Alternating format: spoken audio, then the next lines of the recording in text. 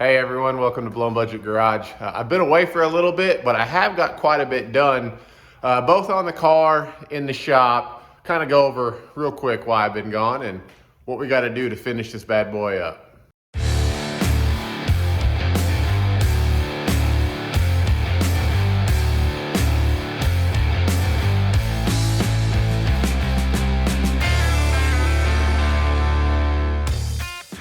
So again, first I apologize, I've been gone.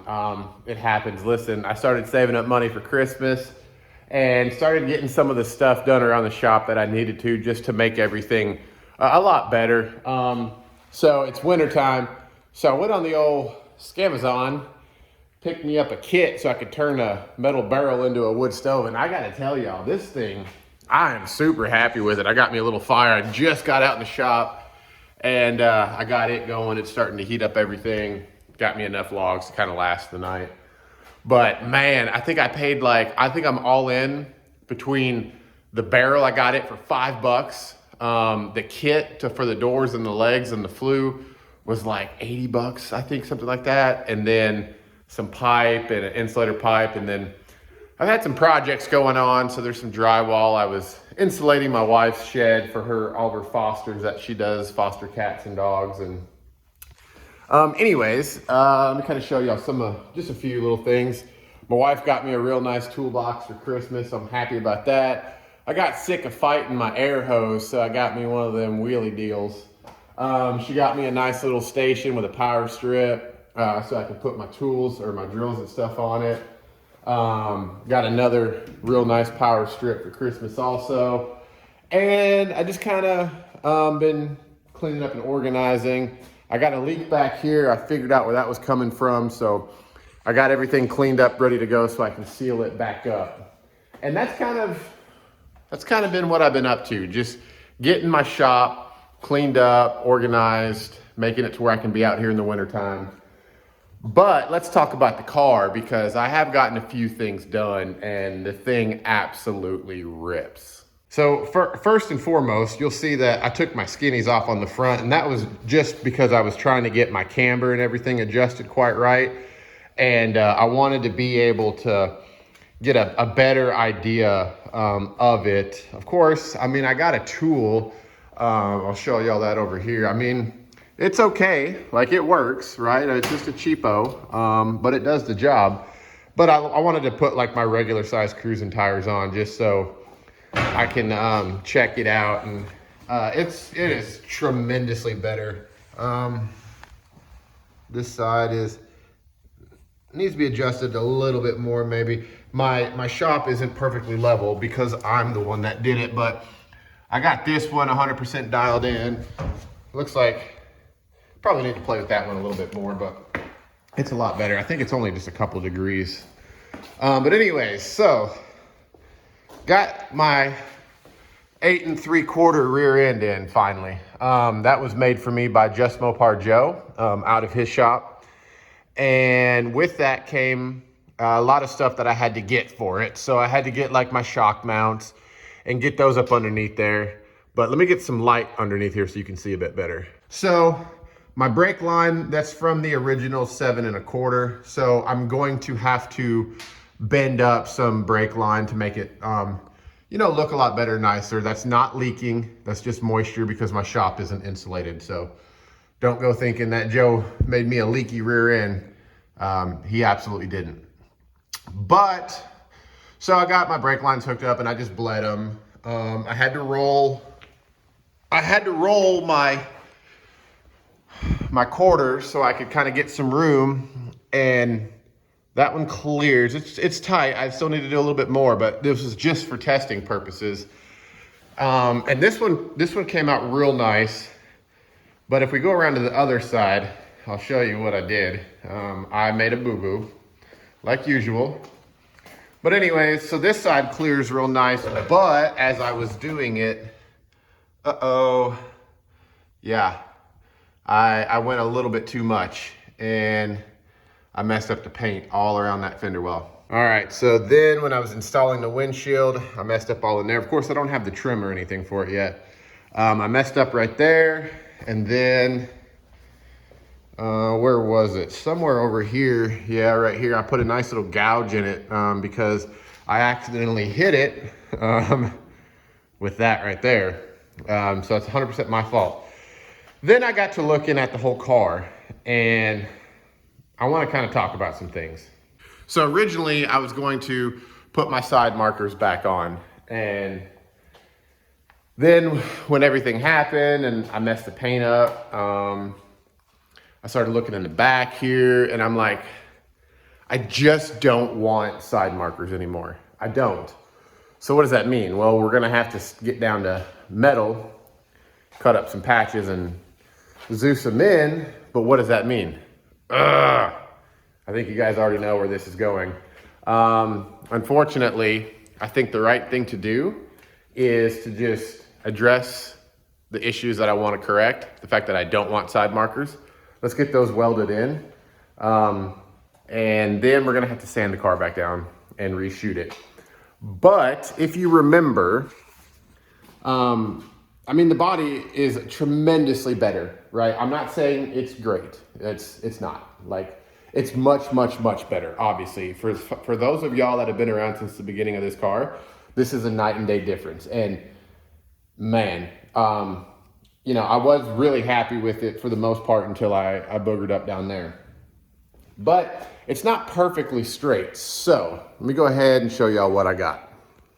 Also, man, I know it's a Yukon, but this thing is awesome. I cannot even begin to tell y'all how excited I am about this. I got all my tools in this one. I was able to get rid of a cabinet, put some of my shelves up here. I got my workbench clean, and now I'm using my old toolbox for like my odds and ends stuff. Like I got all like my wiring stuff up there, and it kind of freed up my little rack back here. And you just got to kind of do what you can do with what you got. And I'm very, very thankful to have this bad boy. But let me see here. Where, which one did I put it in? There we go. That's gonna make a world of difference for me. It wasn't super expensive. I mean, I think I spent about $100 on it, but the point is that I can get everything flat like it needs to be. Before I even had this, I was using my little 5-inch electrical sander. And just, you know, y'all have seen, like I said, if you've been around, you know the whole story of my channel, me and this car. I mean, I started out working on it outside only when it wasn't rainy, and that's all I had for over a year, right? And I got by. You know, you do what you got to do when you want to, you know, be in the hobby. But here's where I'm at. The interior is looking quite a bit better with the new carpet. I did get my shift lever adjusted. I had to continue to play with that, get up underneath the car. Of course, the car is not even jammed yet. But I want to address a couple things in this video real quick. So the first being, well, let's get that cover back on. The second is, let's get that glove box back on. Third, the gauges. Let's talk about these gauges real quick. Also, I do have the top piece. It is right there. I'm remaking that myself also. But let's talk about these gauges real quick, and we get a little bit done for this video. More just like kind of like an update for y'all. Also, I gotta say, I think I probably said also like 5 times. The 8 3/4, if you're new, that has been completely redone. So Joe is out of a B body.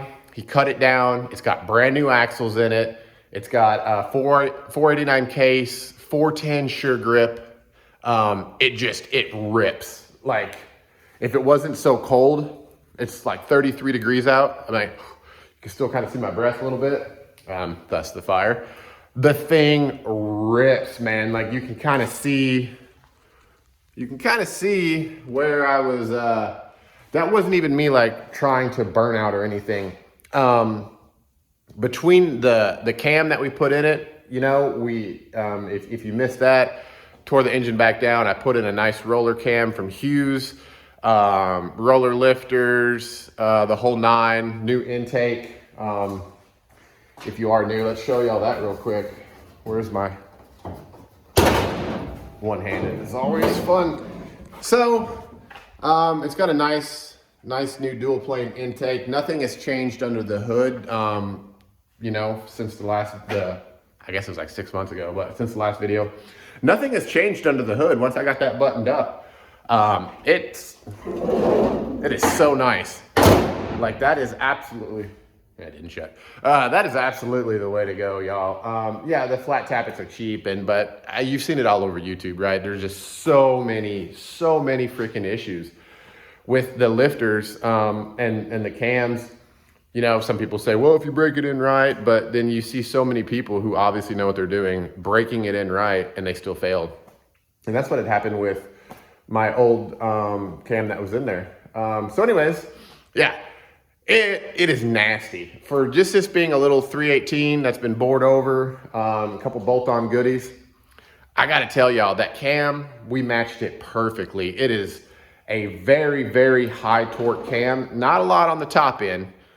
This car isn't gonna be good for more than about 1/8 a mile, but for a stoplight to stoplight tire fryer, this thing is nuts. I can't even, once it gets warmer, I'll show y'all, we'll set the camera up. You just, you don't have to do nothing, man. You just put it in first gear, take your foot off the brake and mash on the throttle, and you can feel just the whole rear end just start to lift as the weight is transferring.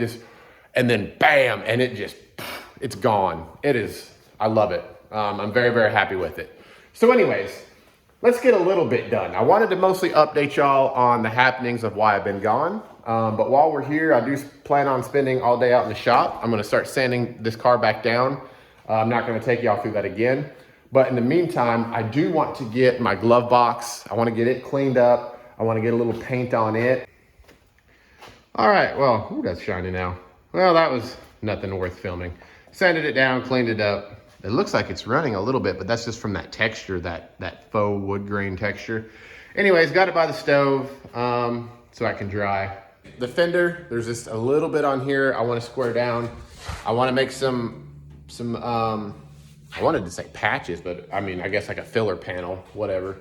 You get what I'm trying to say. So I'll sand all that down and prep for that. I do have some metal. It's behind my stove, so I have the metal for that. Well, I let it dry, scuffed it down. There's a little, where's that? Right there. I mean, that's just the way, I didn't do that. That's just the way it was. Anyways, whoa, what's going on here? Told y'all, wasn't joking. You can definitely see the low spots. I mean, right up in there, right now. And you can, but it's level now. I'm gonna do just a little tiny bit more, but it is so level. It is amazing what having the right tool will do. Okay, now let's put this in, see how it looks. Had to throw some more logs in this stove. Man, this thing will eat up some wood. Holy crap. I might have enough wood to last tonight, and that's about it. Ooh, not trying to die. This thing works really well though. Highly recommend. All right, let's take a look, shall we? Oh my God, look at that. Glove blocks. Glove blocks. Can you see? Can you see? Can you see? Huh? Let me turn it around. Look at that. Oh my goodness. All right. So I want to give everyone, okay, so this works, all this works for now. It's fine. But there's these holes because I took off the factory stuff. And what I'm going to do is, you can see I've already started getting the gauge stuff down. But I'm going to take all this out. Not now, of course. I'm worried about getting the paint because I can drive it perfectly fine like this now. But I'm thinking, let's make all that just one piece, right? And then I'll wrap it in this same material. And, oh, what happened there? Anyways, squirrel. I will make this just one piece.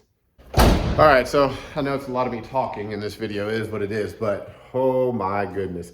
It's funny because you can even see how much straighter it is and you can see the low spots and how everything is really leveling out. So for a cheap $100 tool off of Amazon, should have just bought it the first time instead of just cutting corners. Hacksaw Randy at it again. All right, anyways, it's enough talking. That's what I'm going to be up to. Resand the car, reprime the car, repaint the car, also jam it. Then I'll start doing the final little touches on the instrument panel and whatnot, because that's just going to be, 30, 40 bucks worth of stuff and some time. So the good news is that I can still drive the car. It's still, now it's still a running driving project. I'm not taking the glass back out. I'll just tape around it. Y'all know the drill.